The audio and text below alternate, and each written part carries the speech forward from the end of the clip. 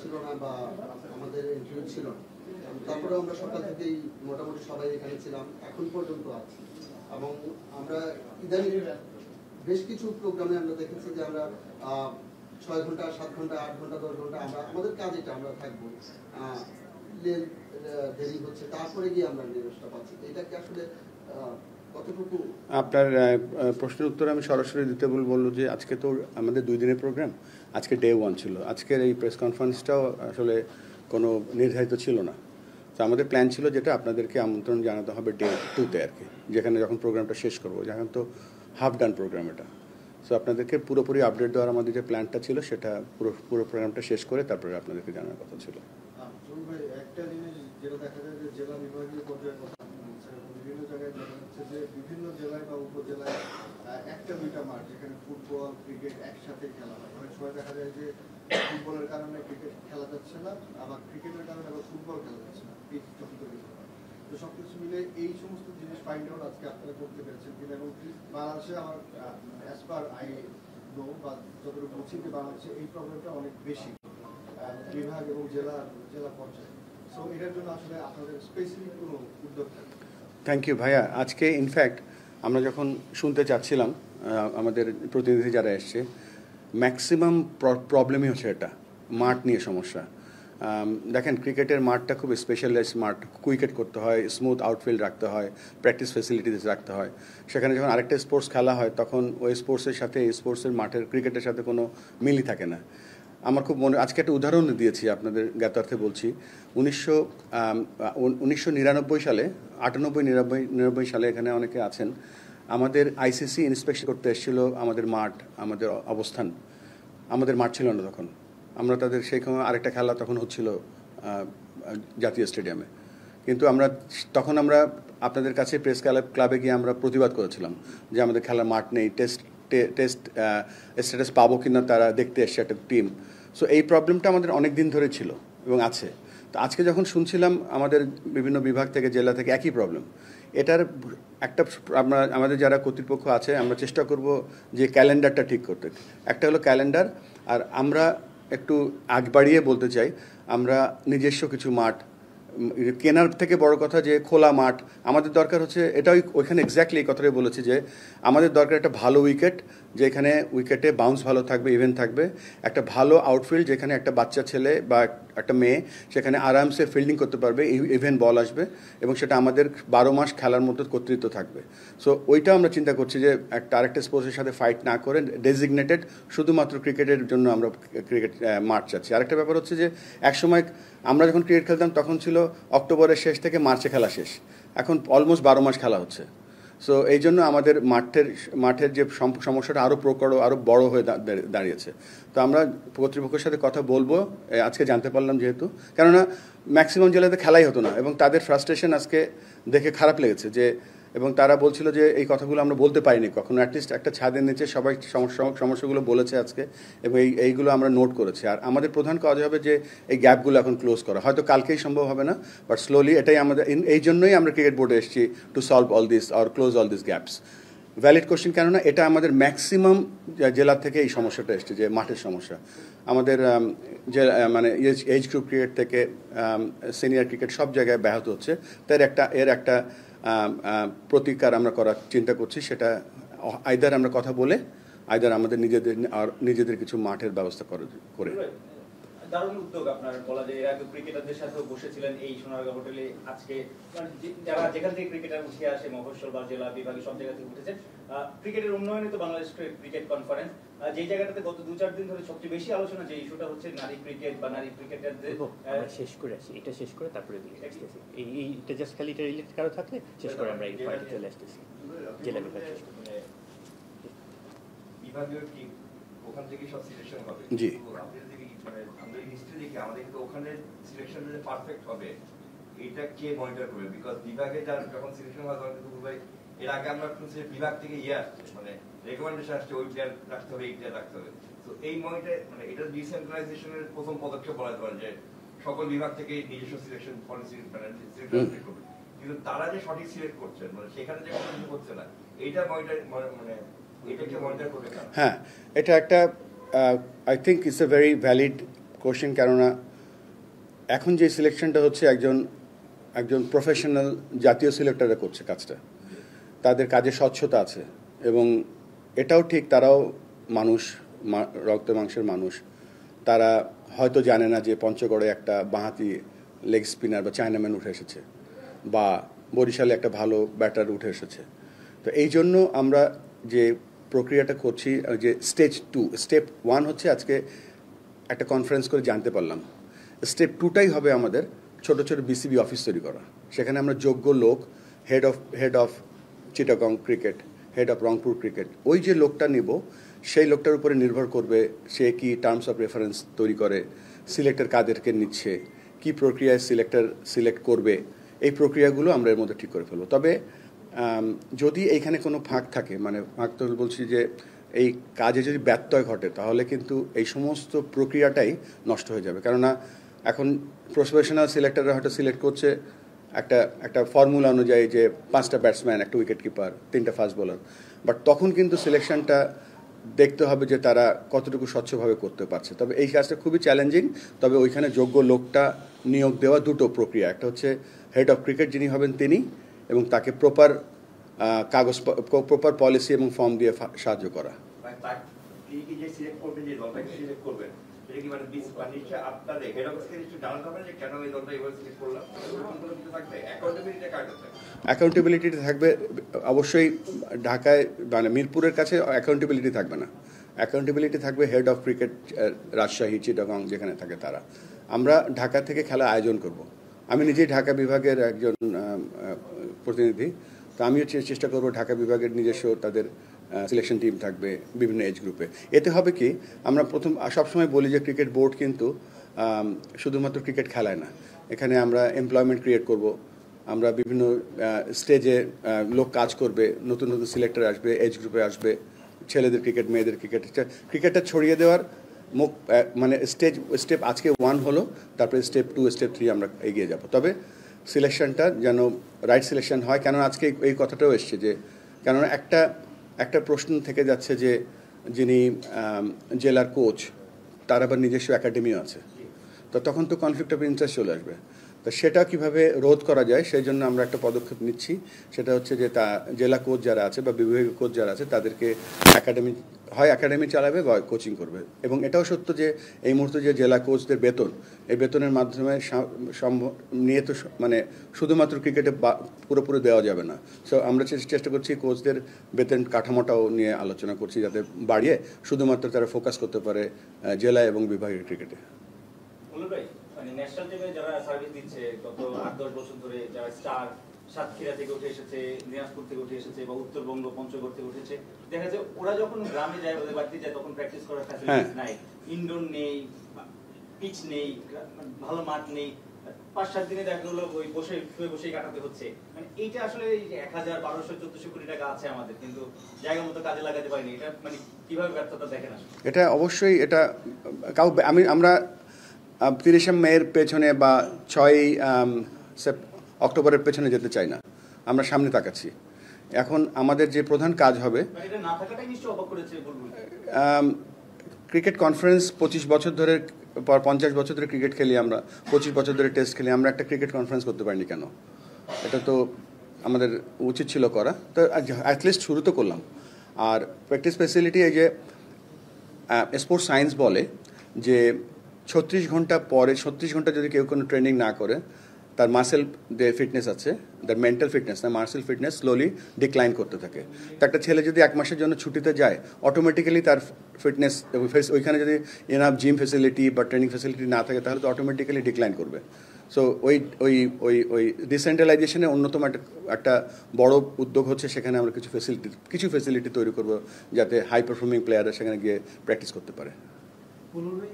ঢাকার বাইরে জেলা শহরগুলোতে এই যখন আমরা ক্রিকেট বা যে কোনো খেলার ক্ষেত্রে একটা বড় চ্যালেঞ্জ হয় যে তারা যেটা বলে আর্থিক সংকট, স্পন্সর পাওয়া যায় না বা নানান সংকট, যেটা হয়তো ঢাকায় অতটা প্রকট না। এটা নিয়েও নিশ্চয়ই আলোচনা হচ্ছে, তারা নিশ্চয়ই বলেছে। সেক্ষেত্রে বিসিবি আসলে এই ফান্ডের ব্যাপারটা নিয়ে কোনো পলিসি বা কি করতে পারছে? ফান্ডিং মডেল একটা করার চেষ্টা করছি। আর ফান্ডিং মডেলটা করতে গেলে ওইটা চালানোর জন্য অনেক ম্যাচুরিটি লাগবে, মানে লোক লাগবে ওই সব জায়গায়। এখনও হয়তো ওইভাবে হবে না, তবে আমাদের বোর্ডে আমরা আলোচনা করব যে জেলা এবং বিভাগের ক্রিকেট উন্নয়নের একটা এক্সট্রা ফান্ড যাতে আমরা একটা নিয়ে নিতে পারি, সেখান থেকে বেসড অন দ্য নিড আমরা সেখান থেকে খরচ করব। আমি এই কথাগুলো বলছি, আমরা বোর্ডের আলোচনা করে তারপর ফাইনাল করব, বাট তাদের এই ব্যাপারগুলো দেখা হবে।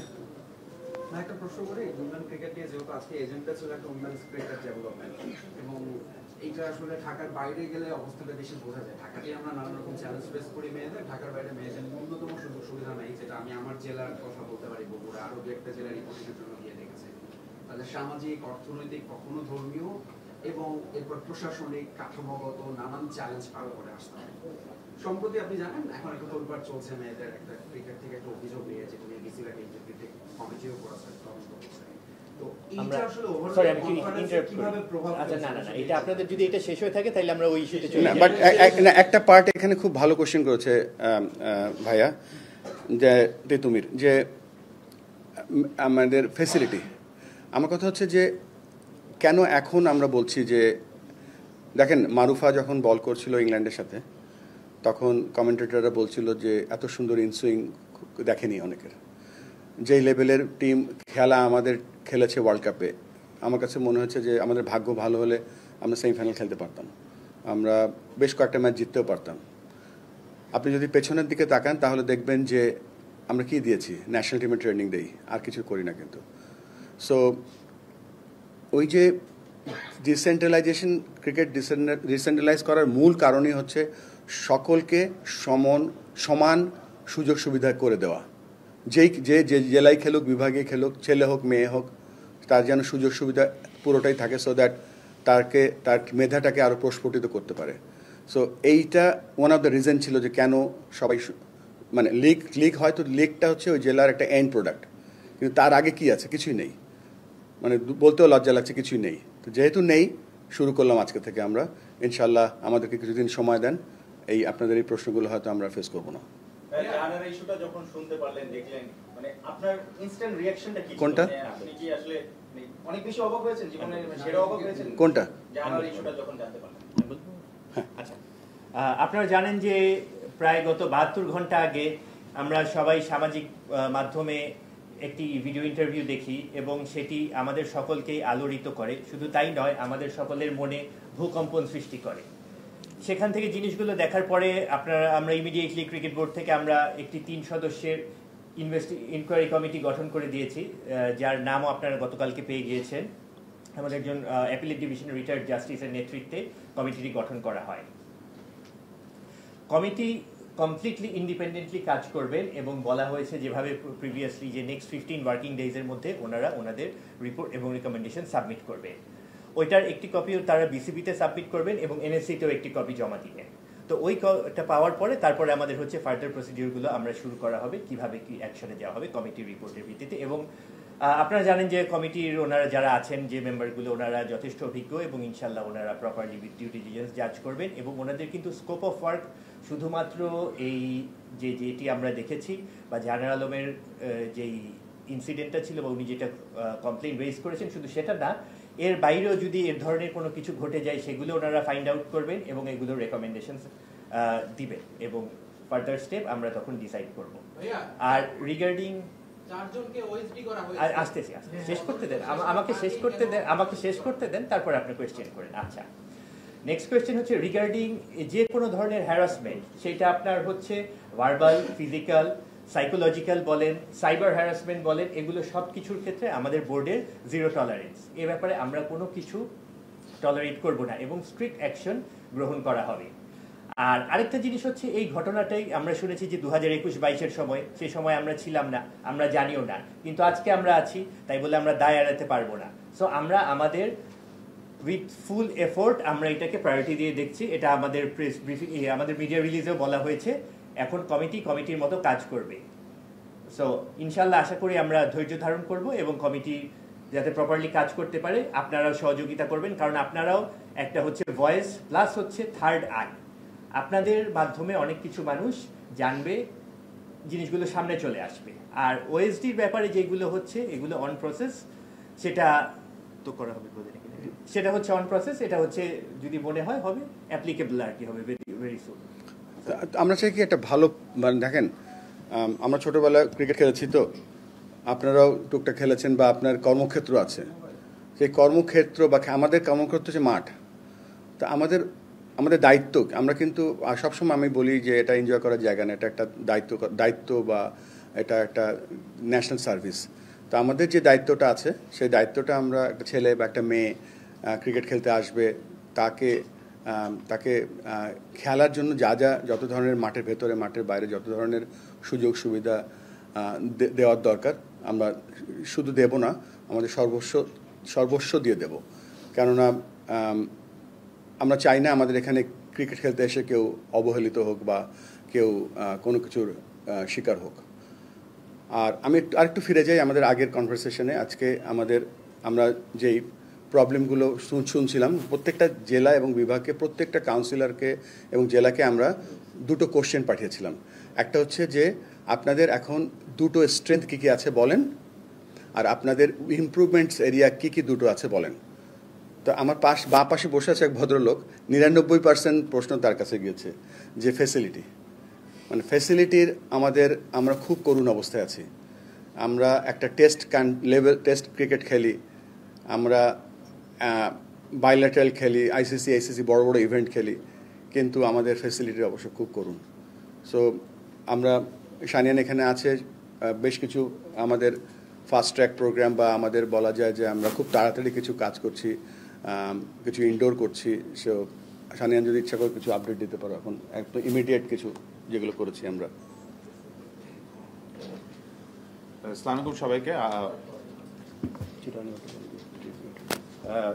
সবাইকে। আপনারা জানেন যে আসলে ফ্যাসিলিটিজ এমন একটা কমিটি যেখানে আসলে আমি বলবো যে প্লেয়ার প্রোডাকশন এবং প্লেয়ারদের ইমপ্রুভমেন্টের জায়গা থেকে সবচেয়ে বড় একটা জায়গা। আমি মনে করি যে আমরা ক্রিকেটে অ্যাজ এ প্লেয়ার যতই উন্নতি করি না কেন, আমি মনে করি যে facilities is the unsung hero of cricket. So আমরা যতদিন পর্যন্ত এই facilities, players, not only current lot of players, যারা আপকামিং প্লেয়ার্স আছে এবং সবার জন্য আমার কাছে মনে হয় ফ্যাসিলিটিস ক্রিয়েট করাটা ইম্পর্টেন্ট। বাট একটা জিনিসও রিয়েলাইজ করতে হবে যে আমাদেরও অনেক লিমিটেশনস আছে। আপনার এখানে ইনভলভমেন্ট অফ ডিসি অফিস বলেন, এনএসসি বলেন, সবার ইনভলভমেন্ট আছে। বাট আমরা চেষ্টা করব যে বাংলাদেশের প্রত্যেকটা জায়গায় ডিসেন্ট্রালাইজ করতে। ফর এক্সাম্পল, একটা পঞ্চগড়ের ছেলেরও কিন্তু স্বপ্ন দেখতে হলে ঢাকায় এসেই প্র্যাকটিস করতে হয়, বিভিন্ন একাডেমি খুঁজতে হয়, বিভিন্ন জায়গায় কাজ করতে হয়। সো একটা ছেলেকে যদি আমরা মিনিমাম ফ্যাসিলিটিস প্রত্যেকটা বাংলাদেশের কর্নারে না দিতে পারি, তাহলে ইটস ভেরি আনফর্চুনেট। আমি মনে করি বাংলাদেশ ক্রিকেট এতদিন পর্যন্ত যেই স্টেজে এসেছে, with the current facility we have, I think we should consider ourselves very lucky যে আমরা এই ফ্যাসিলিটিস নিয়েও এত উপর পর্যন্ত যেতে পেরেছি, আলহামদুলিল্লাহ। Which on the brighter side we can understand that we have the talent, we have the calibre. So আমরা যদি রাইট ফ্যাসিলিটিস ক্রিয়েট করে দিতে পারি, তাহলে Bangladesh will have a brighter future. Not necessarily ভালো খেলবে বা খারাপ খেলবে, বাট আমাদের পক্ষ থেকে আমার কাছে মনে হয় যে ফ্যাসিলিটিস, এতদিন ক্রিকেট খেলেও Bangladesh should have top notch state of the art facility. দেখেন, লিমিটেশনের দিক থেকে এখন আমরা যদি 64 জেলায় ইনডোর চাই, সেটারও আমাদের লিমিটেশন আছে, সেটাও সম্ভব হবে না। But we can take one step at a time, we can take baby steps, এবং বাংলাদেশে যতদূর ফ্যাসিলিটি বাড়ানো যায় সেটাই আমাদের পক্ষে করা সম্ভব। দেখেন, আমরা ক্রিকেট বোর্ডে এসেছি, আমরা হয়তো young or for the first time, কিন্তু আমরা এখানে কাজ করতে এসেছি। কাজ ছাড়া আমাদের আর কোনো বিকল্প নেই। আমরা if we cannot deliver, we will be considered failures. এবং আমি সেই চ্যালেঞ্জটা নিতে চাই যে বাংলাদেশ ক্রিকেটের ফ্যাসিলিটিসে আমি যতদিনই থাকতে পারি বা যতদিনই আমার পক্ষে সম্ভব বাংলাদেশ ক্রিকেটকে ভালো কিছু একটা দিয়ে যাওয়ার। আমরা এই ক্রিকেট আজকে যে কনফারেন্সটা হয়েছে তার মাধ্যম দিয়ে আজকে আমি মনে করি যে অনেক ফর্চুনেট যে আমরা বিভিন্ন জায়গার মানুষের বিভিন্ন ধরনের ডিম্যান্ডস চাচ্ছে। অনেকে শুধু বল চাচ্ছে, তো কেউ না কেউ ইনডোর চাচ্ছে। সো সবার ডিম্যান্ডস এক একজনের এক এক লেভেলের হবে। হয়তো আমরা সবকিছু একসাথে করতে পারবো না, but we can take one step at a time and keep improving. Already আমরা রংপুরে with the permission of the president এবং এনএসসির সাপোর্টে এবং সবার সাপোর্টে আমরা রংপুরে অলরেডি একটা চেষ্টা করছি একটা ইনডোর ডর্ম ফেসিলিটিস, জিম, ওখানকার রিজিওনাল অফিস ক্রিয়েট করে দেওয়ার। তাতে যেটা হবে হচ্ছে যে রংপুরের সারাউন্ডিং, আপনারা জানেন রংপুর থেকে এখন ভালো ভালো প্লেয়াররা প্রডিউস হচ্ছে। সো একটা আন্ডার 17 ক্যাম্পও যদি ওখানে করতে পারি, কারণ আপনারা জানেন যে রাজশাহীতে যখন খেলা হয় তখন যদি আন্ডার 17 বা 19 ক্যাম্পটা ওখানে হয়, তখন যখন একটা খেলা হচ্ছে ওদেরকে শিফট করে আবার বগুড়ায় না নিয়ে যাওয়া হচ্ছে। আমি মনে করি এইসব লেভেলের ক্রিকেটারদের একটা ডেজিগনেটেড ক্যাম্প থাকা উচিত, যেখানে তারা রাউন্ড দ্য ইয়ার প্র্যাকটিস করতে পারবে। ছোট ছোট কাজের দিক থেকে আপনারা যদি খেয়াল করে দেখেন, চিটাগংয়ের মাঠটাতেও কিন্তু উই আর অলরেডি স্ট্রাগলিং। আমি কালকেও কিছু লোককে বলছিলাম যে ওখানে 3 থেকে 4 সপ্তাহ আমাদের ওখানে পানি থাকে না during the BPL season. So আমরা যদি ওভাবে করে ওয়ার্ক করতে থাকি তাইলে ওই ফতুল্লার মতো কয়েকদিন পরে চিটাগং কিন্তু আনপ্লেয়েবল হয়ে যাবে। এরকম একটা ইন্টারন্যাশনাল ভেন্যু আনপ্লেয়েবল হয়ে গেলে কত টাকা আর্থিক যে আমাদের লস হবে এটা আসলে কেউ ক্যালকুলেট করে না। ওখানে আলহামদুলিল্লাহ আমাদের ভালো কিউরেটর আছে বলে মাত্র চলে যাচ্ছে, কিন্তু ওখানে কেউ একবার চিন্তা করেনি যে এখানে ওয়াটার ফ্যাসিলিটিটা কি করা যেতে পারে, বা এখানে ওয়াটার ট্রিটমেন্ট প্ল্যান্ট বসাতে হলে কত টাকাই বা খরচ হবে। দেখেন, ইটস ভেরি ইম্পর্টেন্ট। আপনারা সবাই বলেন যে বিসিবি 1398 কোটি টাকা আছে, কিন্তু no board member, not the president or anybody will take this home. এটা আমরা কেউ আমাদের বাচ্চা কাচ্চার জন্য রেখে যেতে পারবো না। It is the boards money, it is crickets money. So আমার কাছে মনে হয় যে এই 1398 কোটি টাকা যে আজকে ব্যাংকে আছে এটা আমাদের কোনো অ্যাচিভমেন্ট না। আমরা যদি এই ক্যাশটাকে প্রপার কাইন্ড বানাতে পারি, দ্যাট ইজ আওয়ার অ্যাচিভমেন্ট, এবং সেটাই ফ্যাসিলিটিজের লক্ষ্য থাকবে।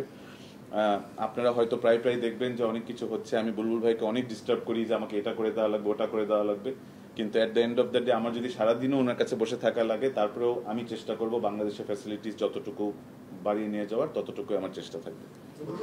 না, এখানে একটু বলে রাখি, সানিয়ান বলল আমাদের ক্রিকেট বোর্ডে আমরা নিয়ম না, আমরা একটা অলিখিত করেছি। আমি হয়তো প্রেসিডেন্ট, কিন্তু যেহেতু সানিয়ান হয় ফ্যাসিলিটিসের চেয়ারম্যান, আমজাদ মিডিয়া চেয়ারম্যান, তার চেয়ারম্যানদের ডিসিশন এবং তারাই তাদের সিদ্ধান্তগুলো নিয়ে এগোবে। সো কারোর জন্য কেউ ওয়েট করবেন, কারণ তারা not only directors, they are also chairmans. হ্যাঁ, জাহানারার ঘটনাটা আসার পরে অনেক ক্রিকেটারই আসলে এই বিষয়গুলো নিয়ে কথা বলতেছে, এবং আজকে আমি একজন ক্রিকেটারের সঙ্গে কথা বলেছি, তিনি বর্তমানে কোচ হিসেবে আছেন। তিনি বলতেছেন যে বাংলাদেশ বোর্ডে যারা আসলে কোনো কাজ পারে না, মানে তাদেরকে নিয়ে মেয়েদের ক্রিকেটে দেওয়া হয় যে তোমরা এখানে কিছু একটা করে খাও, এবং তারা বিভিন্ন ধরনের অপকাণ্ডগুলো করে। ইভেন অফিস অ্যাসিস্ট্যান্ট যে সে হচ্ছে একটা ন্যাশনাল ক্রিকেটারকে ফোন দিয়ে ঝাড়ি দিয়ে বলে যে আপনি ফোন ধরতেছেন না, কারণ আপনাকে ফোন দেওয়া ছাড়া আমার কোনো কাজ নাই। এই ধরনের অভিযোগগুলো করেছে। আপনার কি মনে হয় যে এখানে যারা আছে তারা আসলে মানে বোর্ডে অন্য কোথাও কাজে না লাগানোর কারণে ওখানে দেওয়া হচ্ছে? উইমেন্স উইংটা আমার কাছে সবসময় অবহেলিত মনে হতো। আপনাদের মনে আছে যেদিন আমি প্রেসিডেন্ট হলাম 7 তারিখে এখানে প্রেস কনফারেন্সে বলেছিলাম যে আমাদের মহিলা ডিরেক্টর নেই, মহিলা উইংসে মহিলা নেই। সো সেটা আমাদের লক্ষ্য শুধু না, আমাদের টার্গেট আছে। এবং যদি আমার বড় করে বলা উচিত না, কনস্টিটিউশন চেঞ্জ করার ক্ষমতা আমার নেই। কনস্টিটিউশন চেঞ্জ করতে হলে আমি বেশ কিছু উইমেন্স ডিরেক্টর বোর্ড, ক্রিকেট বোর্ডে আমি খুশি হব যদি আসে। এবং আপনারা জানেন যে আমাদের লক্ষ্যর মধ্যেই ছিল যে আমরা যখনই এখন থেকে কোচিং কোর্স করব বা আম্পায়ারিং কোর্স করব, সেখানে জেন্ডার ইকুইটি এক্স্যাক্টলি এই ওয়ার্ডটা ইউজ করেছিলাম, যেন আমরা বেশি বেশি করে আমাদের নিজস্ব ছেলে এবং মেয়ে কোচ বাড়াতে পারি। এটা একটা লক্ষ্য। আর যেহেতু সানিয়ান ফ্যাসিলিটি নিয়ে বলছে, আমাদের আরেকটা উদ্যোগ আমরা নিচ্ছি। দেখেন, বাংলাদেশের কিন্তু লিস্ট এ ক্রিকেট ঢাকাতেই হয়, শুধুমাত্র ঢাকা প্রিমিয়ার লিগ যেটা, সেটাই। তো এই ক্লাবগুলোকে দেখে রাখার জন্য যে ক্লাবের যে কন্ট্রিবিউশন আছে, আজ আমরাও তো ক্লাব ক্রিকেটের মাধ্যমে উঠে এসেছিলাম। সো একটা ইচ্ছা আছে, যেই ক্লাবের, কেন এখানে আমাদের ঢাকা শহরে জায়গা কম, যেই ক্লাবেরই 15 বছরের একটা লিজ নিয়ে আসতে পারবে ক্রিকেট বোর্ডের কাছে, একটা ছোট জায়গা যেখানে একটা ইনডোর করা সম্ভব, বিসিবি এবং সেই ক্লাবের জয়েন্টলি একটা ইনডোর করবে, এবং যেটা 8টা হোক 10টা হোক করবে। এই জন্য করবে সেটা ওই ক্লাবও 12 মাস প্র্যাকটিস করতে পারবে, আর আমাদের এজ গ্রুপ যে টিমগুলো আছে সেখানে তারও 12 মাস ট্রেনিং করতে পারবে। সেই ধরনের একটা সিদ্ধান্ত আমরা নিয়েছি। প্রথমত thanks for forming the inquiry committee, কিন্তু এখানে আসলে সাবেক 2 অধিনায়ক তামিম ইকবাল এবং মাশরাফি মুর্তজা তাদের ফেসবুক পোস্টে জানিয়েছিলেন যে বিসিবি প্রভাবমুক্ত যদি থাকে তাহলে তারা তদন্ত কমিটিতে মানে ওরকমভাবে আর কি ইনভেস্টিগেশনটা হোক এটা চায়। তো যেহেতু রুবাবাদুল্লাহ মতিনকে আপনি এখানে এন্টার করিয়েছেন, এটা কি মানে আপনারা কি মনে করেন যে এটা খুব ফলপ্রসূ একটা ইনভেস্টিগেশন কমিটি হতে পারে? আমজাদের কাছ থেকে না, এটা বুলবুল ভাইয়ের কাছ থেকে আছে।